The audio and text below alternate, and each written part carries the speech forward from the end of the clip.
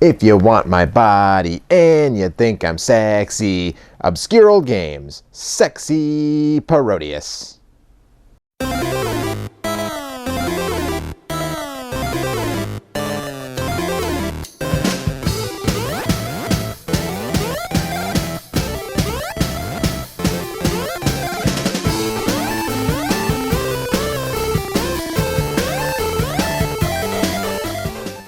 I'm too sexy for my Saturn. Too sexy for my Saturn. So sexy, it's a pattern. Hi, everybody. Did you know that the Sega Saturn launched in the US 20 years ago this month? That's right, 20 years. Sega at the very first E3 shocked the world when they announced that the Saturn was available right now at select retailers.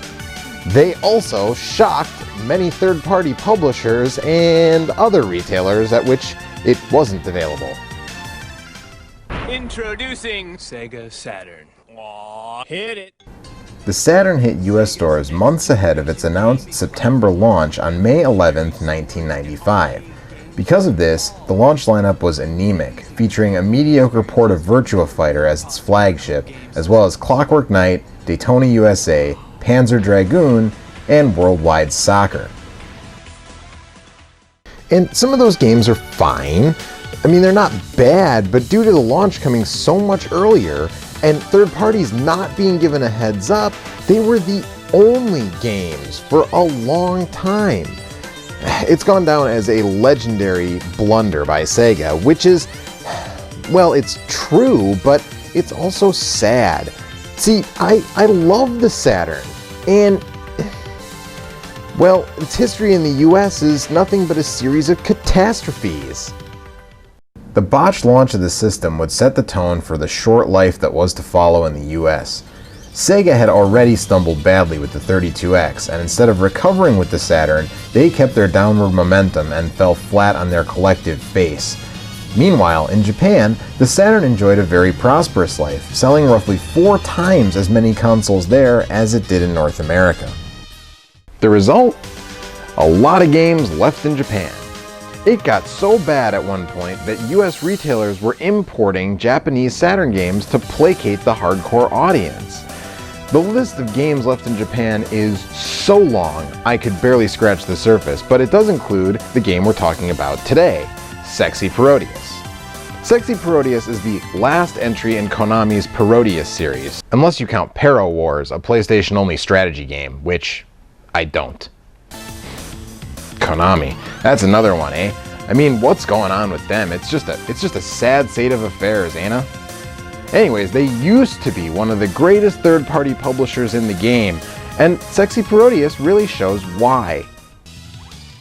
Sexy Parodius was released in 1996 in the arcade, and was then ported to the PlayStation and Saturn. All 3 versions are more or less identical, with the PlayStation one having slightly more slowdown, but all the stages, characters, and enemies are the same and are intact. The name Parodius is a portmanteau of parody and gradius, so that gives you some idea of what's going on here. The Parodius series had several entries, but only a few came out in Europe and none hit the US, which is a shame because they're a totally bizarre blast. The Parodius series are cute-em-ups. Sexy Parodius features 10 characters, 20 if you count Player 2 variations, each with their own weapon loadouts, and characters from Gradius and Twinbee and other Konami series. Older entries in the series even include characters from Mystical Ninja and Castlevania. Several stages also call back to Konami games, including one based on Dracula's Castle, which ends with a fight against Medusa. The stage structure here is what makes this game my favorite in the series. Each stage has a mission you need to accomplish. Sometimes it's collecting coins, sometimes it's killing mice, sometimes it's shooting the clothes off of geishas. Yeah. Anyways, if you accomplish the mission, you go to one stage, and if you fail, you go to a different stage, so it's impossible to see all the levels in one playthrough.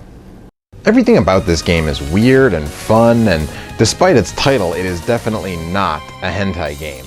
And there's no weird, creepy, underage-looking girls or anything like that. Sadly, Konami shooters would get way pervier with the Otomedius games. But Sexy Parodius is like vaudeville burlesque. It's fun and cute, and there aren't that many gosh darn it Japan moments in this game. Otomedius, on the other hand, well, it's got a lot of gosh darn it Japan moments. Like, so many. So many gosh darn it Japans in Otomedius, which is pervy and gross and not very good. Anyways, Sexy Parodius is a top-tier shooter from a developer who pioneered the genre. It's incredibly goofy, a ton of fun, supports 2-player co-op, and isn't tough as nails like a lot of other scrolling shooters. So if you're a fan of the genre, I definitely recommend picking this game up. And it's one of my favorite shooters, and one of my favorite games on the Saturn, and it's just a shame that it, along with many other classics, never got a US release.